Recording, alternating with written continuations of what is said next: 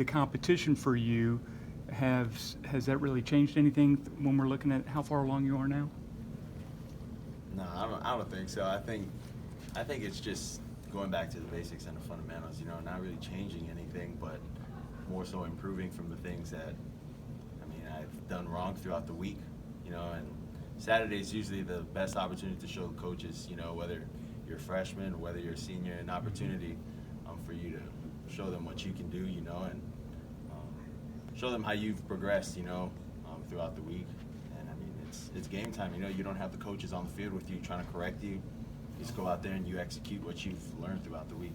How much have you improved your performance from under center, and how much do you think that could actually help your enhance execution in the red zone? We've gone under center last year. We haven't done as many passes, from under center.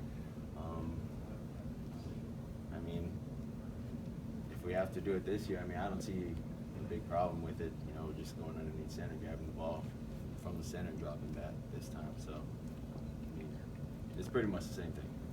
Can it help in the red zone, though? You think it can help your execution in the red zone in particular? I think just executing in general, whether we're in the gun or under center, just executing the play the way it needs to be executed is the way we become successful in the red zone. What kind of difference can you Have a feel? taller option in the red zone. Everyone talks about having that taller receiver to go through in the red zone. Just how much does that actually help? Well, it helps, when you have a receiver that can jump. Whether they're tall or not, as long as they can go up and they're aggressive getting the ball, it really helps. So it's one of those things where you can place it anywhere, and they're gonna go get it. So You lost, or is kind of a guy that could do that last year. Who do you see this year that could be that guy for you? Well, it's kind of hard to compare. Irv was kind of like a slot kind of guy, but we needed him as a tight end. Irv kind of bulked up. He was just the man, last year. We have some guys. We have Major Tennyson. We have Miller Forrestall. We have Giles Amos. I know not too many of you guys know who these guys are, but I think they're going to be a big asset to us this upcoming year. How important is the relationship between a quarterback and a center, and how's your relationship with Chris on and off the field? I think it's good. I've said this before. When you build relationships with guys off the field, it transcends to on the field. So, there's been good occurrences where, I've kind of got in his face, he kind of got in my face.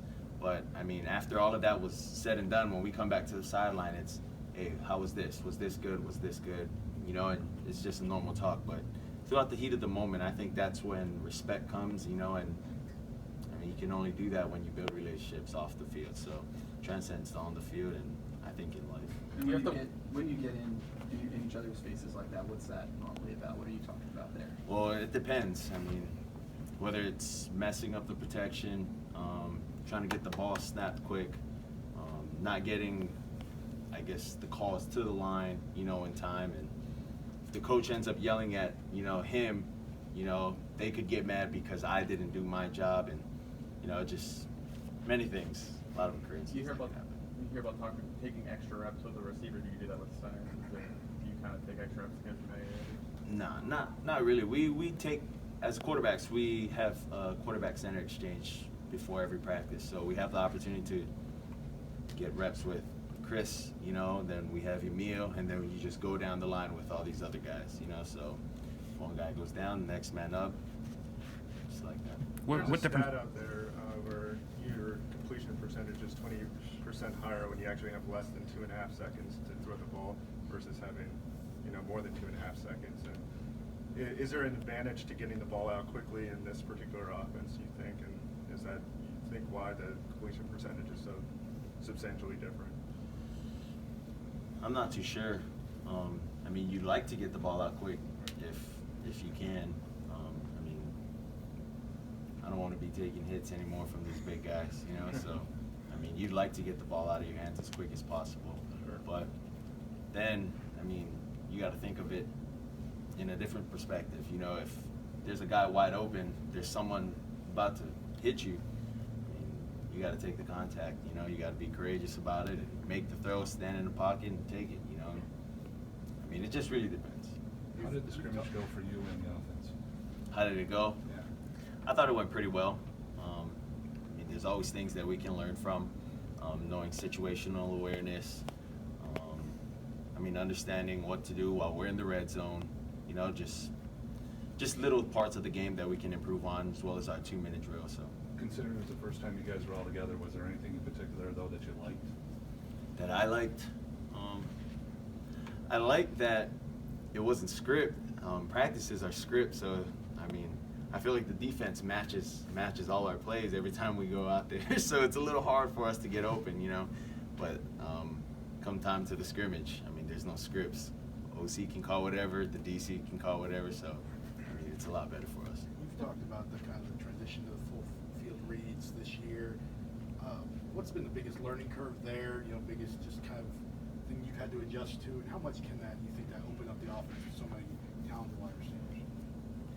Well, I mean, I like to say we did a lot of, you know, that with Coach Loxley, but Coach Loxley kind of tried to simplify it because we were pretty good at the RPO, and so we just kind of stuck with that.